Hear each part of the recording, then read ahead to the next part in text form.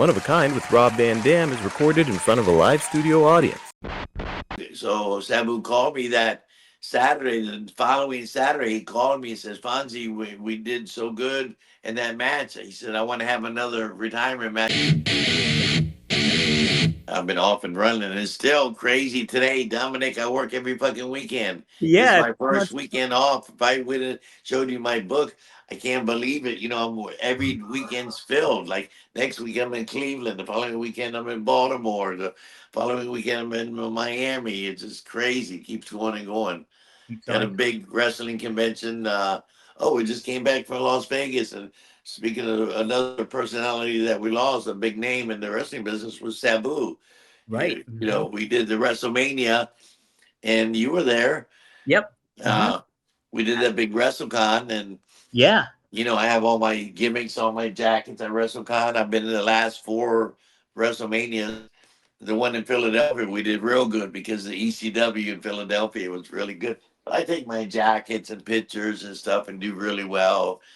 Uh, um, but who knew when we were just in, speaking of losses, we lost Motor Hulk Hogan uh, just a few weeks ago, and we lost Sabu.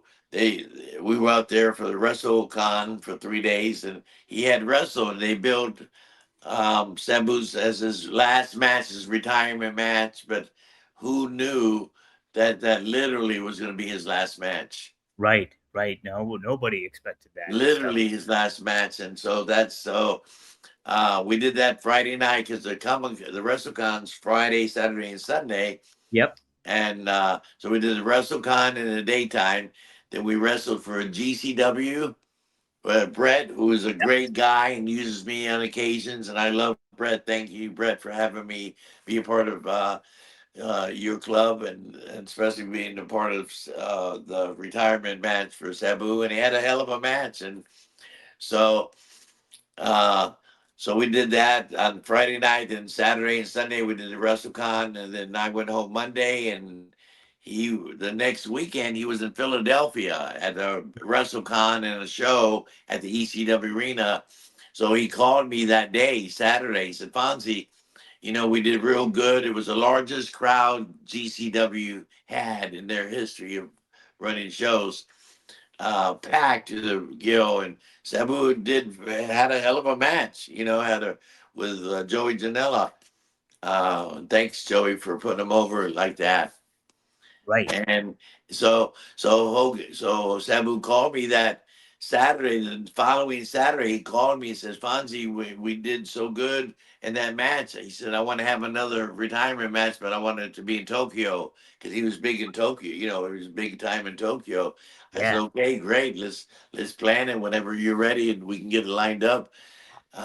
So we were planning on having another match, but unfortunately he died May 11th. Yeah. Yeah. No, I like it. It's getting to see Another shock, another shock. another And definitely. I and Van Dam called me early that morning when Sabu died, and he no, he didn't call me. He texted me and Yeah. said, uh, "We Fonzie, I want to let you know before it gets out, we lost Sabu." And I said, well, fuck, we're finding him. I thought he was shacked up with some broad for a couple of days, which he was known for, Yeah. losing Sabu for a couple of days. So I called Van Dam and said, oh, we're fine. He said, no, we lost him. He passed. Another fucking shock, Yeah. another shock. Yeah. You don't believe it. It's uh, and I got along with Sabu really good because one of the first matches I refereed and got paid for was in Lubbock, Texas. It was Terry Funk and the Sheik, Sabu's uncle, in a chain match, Yeah. and they really had a great chain match. And Terry Funk was all juiced up, so was the Sheik, and the Sheik tore my shirt off, and he stabbed me with a pencil. I still got the lead mark. I think I showed it to you. Oh yeah. I still got the lead mark right here from where the Sheik stabbed me with a pencil. And then when I told Sabu that story, when I first went to ECW, Paul Heyman called me up, and I just left WWF. He said, "Hey, Fonzie, I got this idea. We got this company in Philadelphia called ECW." I said, "What the fuck's an ECW?" You know, because Yeah. I worked for all the major companies on the planet. I've never worked a indie show or anything in my life yet. Now I Yeah. do all the time. That's I work every weekend, whatever. And so I told Sabu that story, and he instantly fell in love with me because of the Sheik. It's his mom's brother. The Sheik was Sabu's mom's brother, Eddie Yeah. Farhat. Uh, excuse me. And he loved that story, and I showed him the lead mark with the Sheik, and we got along like that, and we did really well together. And Van Dam, and then I got to introduce to Van Dam. So when Paul Heyman called me up, he wanted me to come in as like a WWF referee because I just did WrestleMania 9 and so on and so on. And he wanted me to come in and be anti ECW, stop the violence, because Vince wants the doctor, the wife, and the two kids at ringside. You know, that was their clientele. And Yeah. ECW's clientele was 90% male from the age of 19 to 29 years old, hardcore blood and guts and tables and chairs and all that. So he wanted me to be anti ECW. And the people fucking hated me. You know, they hated me because I was threatening to shut the company down. I'm from the athletic commission, but and my gimmick got over. And so instead of saying I was supposed to be there 4 weeks and get choke slammed by 911, and that would be then the Fonzie, then the company goes on. But my character got over, and then I ended up staying 5 years with. They first put me with Taz, who really didn't need me. Taz had 4 or 5 gimmicks before he came Taz. He was Monkey Boy, Tasmania, whatever he was, but he didn't get over until he became Taz. He became himself, and he got over big time. But Taz really didn't need me because he could do promos and that. And Paul Heyman said, "Fonzie, I'm going to put you with Sabu." And then I was on top for 5 years with RVD and Sabu, which was freaking great. You can't beat that. You can't beat that, Fonzie.